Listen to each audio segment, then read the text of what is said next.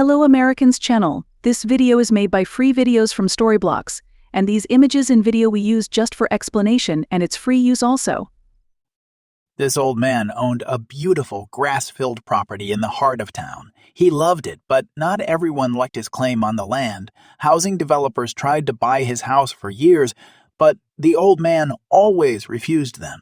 They didn't understand why, but everything became clear when they entered his house. Man refuses to sell property to developers, then they take a look inside. This seemingly large slither of green land might seem significant to most, but it used to be much bigger. Larry, the owner of the lot, also used to own the entire surrounding area. It was a beautiful, forest-filled property where animals bred and rivers flowed throughout. He called it his perfect homestead because that's what it was.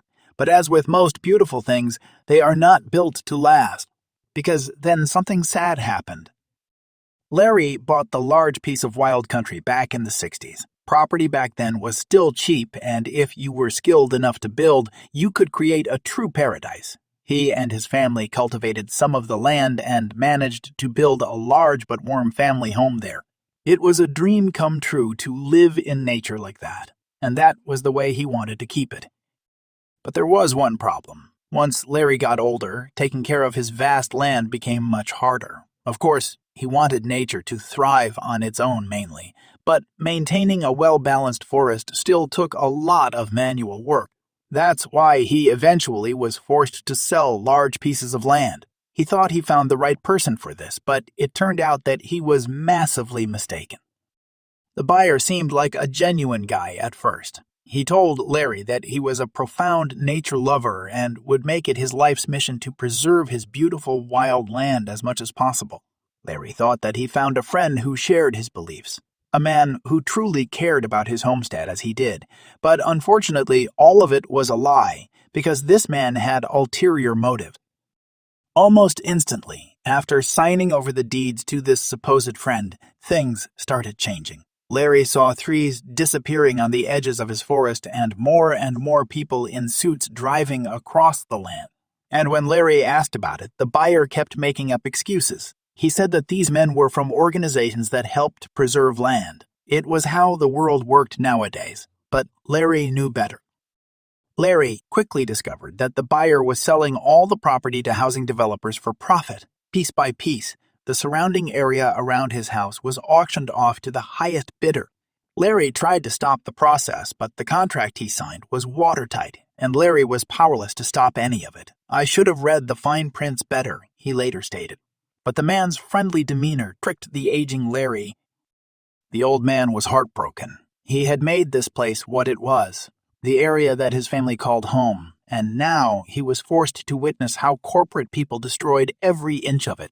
Larry felt a fiery anger build up inside him, a fire that would stick with him for a long time. And what these developers did not realize was that this anger would soon cause them major problem.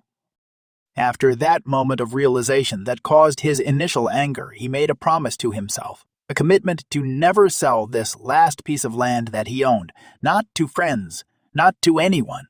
It didn't matter how much the forest around him changed. This previous piece would remain the same. It was the area on which he had built his family home, but he had an extra special reason for it. Larry decided to keep this reason a secret, but when the developers eventually found out, they were left in shock. Over the years that followed, the surrounding area did just what he was afraid of. It changed dramatically. Bit by bit, he saw every piece of forest change into an urban area. An entire town was created on the once peaceful forest floor. Populations of birds disappeared, and baggers relocated. It was a sad sight. But besides the everlasting change, one thing remained the same. Larry had kept his vow. Between the concrete car parking and the ugly gray apartment buildings, his green lot of land remained as it had been all those years ago. He kept the grassland in perfect condition, making it look almost fluorescent compared to the dull gray buildings beside it when viewed from the sky, a weird green center in the heart of town. At this point, Larry had reached the old age of 80, and he was starting to feel it in his bones. His mobility had decreased, especially over the last couple of years, and he definitely didn't need such a big house. Developers and even the mayor of town tried to use this fact to relocate Larry to a smaller place in town. But still, he clinched onto the property with all his might. The developers were relentless. They contacted Larry multiple times, trying to persuade him with offers to buy the land. And, to be fair, they were reasonable offers, giving the man more than enough money to live out the rest of his days in wealth, and then some. But as you might expect, Larry refused every last one of them, and these foul corporate people would soon find out why that was. The stubborn old man was immensely frustrating for the developers. They didn't get why Larry wouldn't move. He was getting old quickly and would have needed to go to an old folks' home anyway. So why not relocate and take the cash? But that lack of understanding was because he hadn't seen the inside yet, and when the developers did, they understood completely. It was a sight that would make even the coldest person crack. And all of that build-up tension eventually accumulated in last week's incident. Most of the time, the developers just called or sent letters. But that ship had sailed when it came to Larry's case. They already approached his lot multiple times. But whenever the developers did, they found the old man waiting for them with an angry look on his face. And last week was no different. Larry even added something this time. When they stepped on Larry's field last week, Larry was already waiting for them as expected. The old man was resilient after all, and even though his body was getting older, his keen senses were still very much active. Larry was waiting for them with a pitchfork. The old man shouted and ran the suited man off his lawn, pointing the prickly ends of his tool forward the entire time before eventually needing a breather. This was getting ridiculous, and something needed to change. All developers agreed on this. All of this hatred and constant fighting weighed heavy on the old man. Even the board that oversaw the appointed developers was starting to get tired of this constant bickering. They needed another way in, a gentler approach to persuade Larry. A plan was formed by the council, and without expecting it this time, it worked. They decided not to approach the house in a large group like they did many times before. This time, just a small group of developers in regular street clothes stepped up to the man's house. No angry Lori was waiting for them this time, which surprised the group who had never gotten this far. They rang the doorbell and were surprised that Larry opened up this time. He looked at them and sighed calmly. Larry asked for the men's intent, even though he already knew why they had come by. Streets close or not, the face of capitalism could not be kept hidden from this old man. But the way the developers talked to Larry this time made him less defensive. They told Larry that they just wanted to talk in person. No pushy tactics, just a conversation. Larry grunted 2 times and then invited them inside. None of the developers ever set foot in the old man's house. This was a first for them, and they were very curious to see the inside after all this time. They wondered for years what was so special about the place. But that was because they only saw the house's plain exterior. Some jokingly speculated that the inside was made out of pure gold, but none of them could have ever imagined this. Larry opened the door further, indicating to the man that they were allowed to step inside. "Follow me," he said. Larry walked at a surprisingly fast pace and guided them through the house. He wanted to talk in his study, but that room was in the back of the house, so they had to walk through a large section of the home before they got there, and what they saw was incredible. The men peeked into every room they passed on the way over to the study where Larry was leading them, and with each room they viewed, their eyes widened more. This house was unlike anything they had ever seen. The outside may have looked plain, but the inside was far from it. In some ways, it didn't even feel like a house at all. They got more intrigued by the minute. The developer's intrigue was not piqued by the room's beauty. There was no gold, and there were no valuable artifacts on pedestals present. What intrigued the men inside was how odd these rooms were. They weren't decorated like you might expect. Each room was spotless and well kept. That was clear instantly. But none of them seemed like rooms Larry could live in. "What is this place?" one of them whispered. All the rooms were different, like most rooms typically are. But these rooms were decorated quite strangely. One of the first rooms they witnessed was bright pink from floor to ceiling and filled to the brim with stuffed bunnies. It was almost like the saturation in the room was cranked up to 100. It almost hurt their eyes. The developers looked at one another with confused looks, but the tour was far from done. Another room was covered in vines and large plants, making it feel like a botanical garden. The humidity in this space was crazy high, making sweat instantly break out on the men's backs. Butterflies were roaming freely, and bees were pollinating flowers everywhere they looked. The sight of it all was weirdly intriguing, but the men still did not understand the meaning behind it. But that was about to change. There was even a room that was filled with newspapers. And we're not talking about a floor covered in folded open news articles. No, there were papers stacked almost as high as the ceiling, leaving only narrow corridors between the piles to walk through. One of the developers saw that one of the papers dated back over 40 years. The place seemed almost magical, like something you saw in a movie. Each one of the rooms had a different look that was distinctive and weird in its own way. But there was one thing all rooms in the house had in common. They were all absent from human life. Where was this man's family? The rooms indicated that more people lived here, but they only saw Larry. Surely this old, angry man did not play in a pink room filled with stuffed bunnies. While the men walked slowly and lingered in each room for a bit, the voice of Larry was heard in the distance. "Move along. You're not welcome here for long, so hurry up," it said.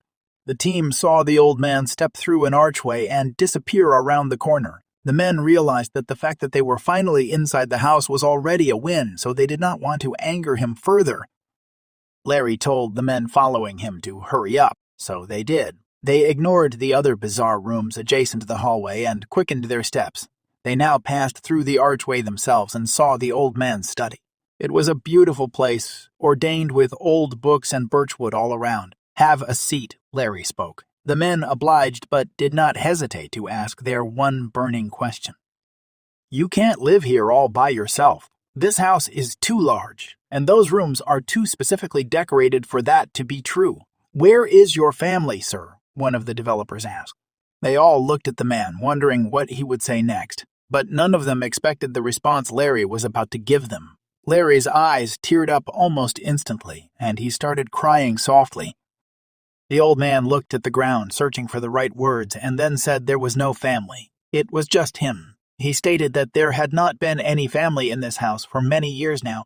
"But what about all those decorated rooms then?" the housing team replied. The entire team was so confused that they forgot why they came to the house in the first place. Larry stepped outside of his study and walked into the newspaper room. From there, he grabbed a dusty and discolored newspaper and showed it to the men in his house. The youngest and kindest-looking man stepped forward and reached for the paper. He read it and saw that it was an article from decades ago. It showed how his family all passed away in a bizarre car accident. "I was the only survivor," Larry said.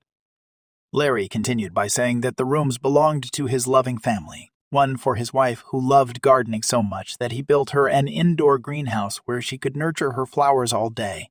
His young daughter loved the color pink and stuffed bunnies, so a room was dedicated to it, and his son, who was a science enthusiast, but his room is upstairs, so you have not seen it yet.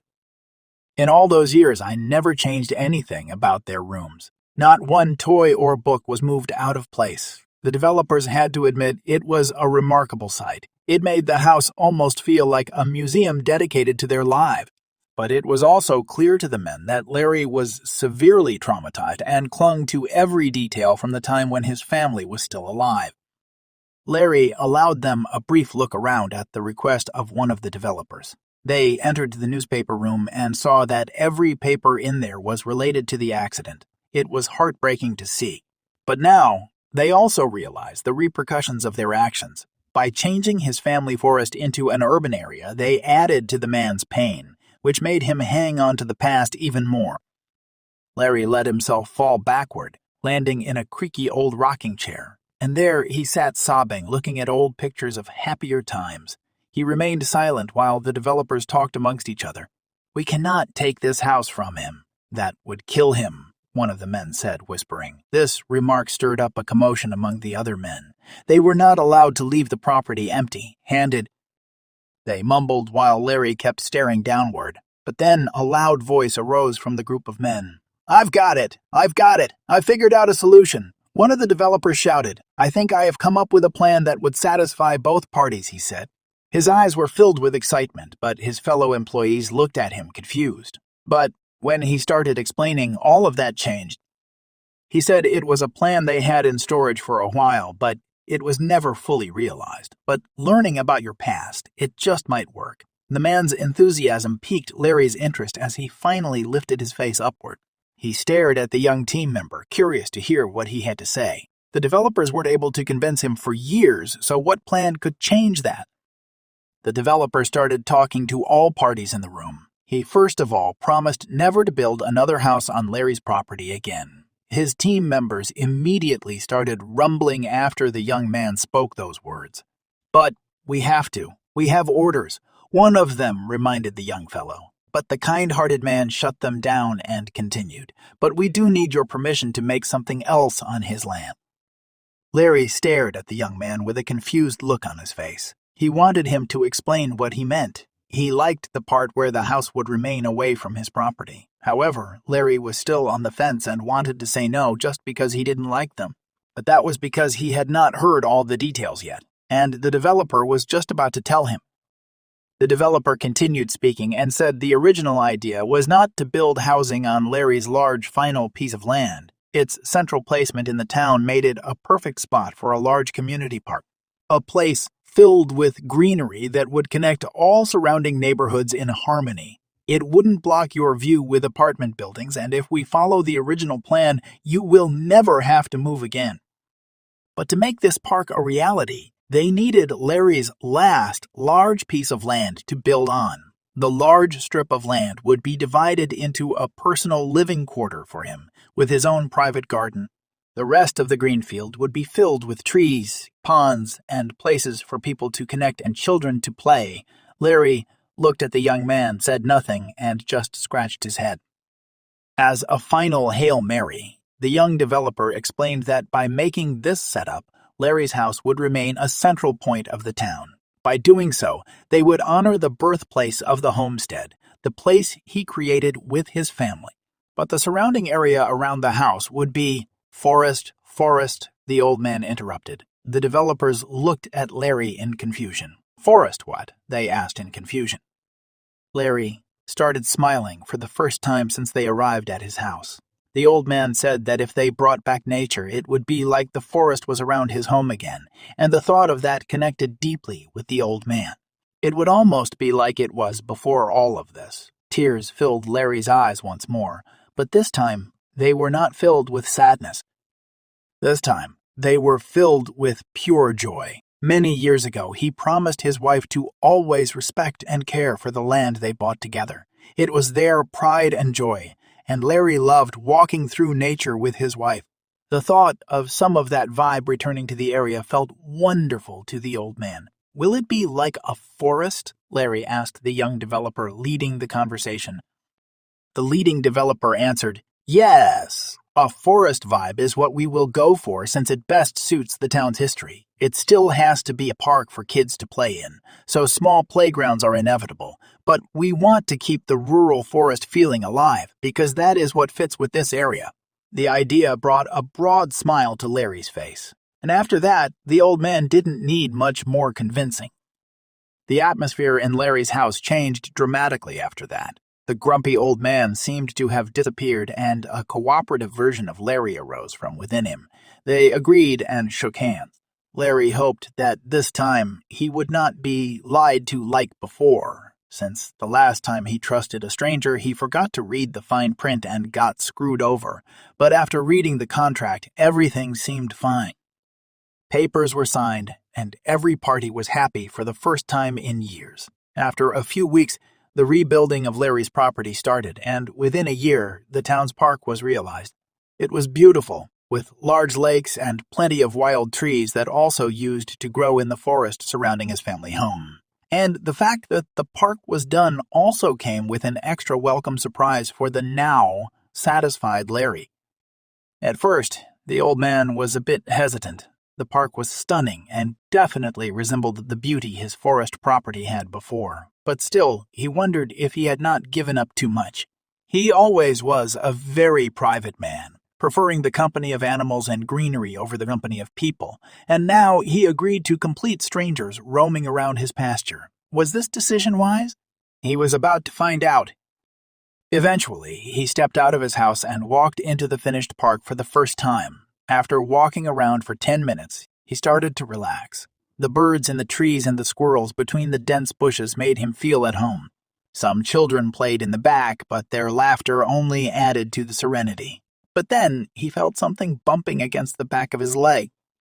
Larry looked toward the ground and saw that a ball lay beside him. "It must be from one of the kids around here," the old man said to himself. He picked up the ball and said with a kind voice, "All right, whose aim needs some work?" Larry heard laughing in the area, and a child about 20 feet away eventually shouted at him, asking Larry to kick it back. Larry obliged. Larry placed the ball on the ground again and gently kicked it, rolling it toward the boy. The boy smiled as he received the perfect pass. "You are pretty good, mister," the kid said kindly before running off. It was nice to see the smile of an innocent child, Larry thought to himself. But what Larry did not expect was the boy's mother. The kind-faced woman saw Larry's interaction with her son. The mother smiled as she stepped up to Larry. She introduced herself and said she saw him coming out of the central house. Larry nodded and said that he lived there, but the woman already knew this. The housing developers made sure that everyone in town knew that Larry was the one who donated his property for the park, and when she saw Larry playing with her kid, she wanted to thank him. The mother said that the park brought her son much happiness. The urban area around the park had little place for him to play outside, and the busy streets filled with cars made it dangerous for him to do so. Here, she could walk with her son and kick the ball around safely while enjoying the lush greenery. "For that, I would like to offer you something in return," she said. She said that she was a caretaker for the local retirement home. "Don't worry, I'm not here to chase you out of your house and into an old folks' home," the woman said, laughing. Instead, she offered to help Larry around the house in her free time. "And if you need help with your health, I can also provide that," the woman said. Larry couldn't believe this kindness and was at a loss for words. Larry had to admit that even simple things were getting tough to manage at his age, and his aching back had been bothering him more and more lately. The gesture was so kind and unselfish. It made him realize how much resentment he held onto for all those years, and how one act of kindness could brighten your day just like that. Larry mumbled to himself at first, but then looked up and smiled. He accepted the woman's offer. Details of their arrangement would soon follow. At least, that was what Larry thought would happen. The boy's mother, however, seemed to have different plans. She was not much of a thinker. She liked to act and get things done. So when Larry opened his door the next day after the bell rang, he saw the woman already standing on his doorstep. "Hello, Larry," she said kindly. Larry was shocked to see her so soon, but gladly invited the kind woman into his home. It was already a big difference from his previous no one. A loud attitude. She helped around the house, and it really made a difference. Over time, Larry's friendship with the woman whom he came to know as Lena grew. She had a warm personality and was a good listener. Even her son visited Larry's house frequently. Larry even left his property from time to time to visit Lena's family, which was new for the old man. Before this, Larry hardly ever left his land in fear of people taking it away from him. But now Larry felt happy again. He was looking forward to the future. And when that realization sank in, something changed inside the mind of the stubborn old man, something that would change his outlook on life. Lena's care finally gave him the courage to start cleaning out the old rooms in his house. It was hard at first. Larry held on to the never-changing rooms for so long that it was difficult to change things. But by doing so, he felt a weight being lifted from his heart. He was looking toward the future, and by doing so, he was dealing with the trauma from his past.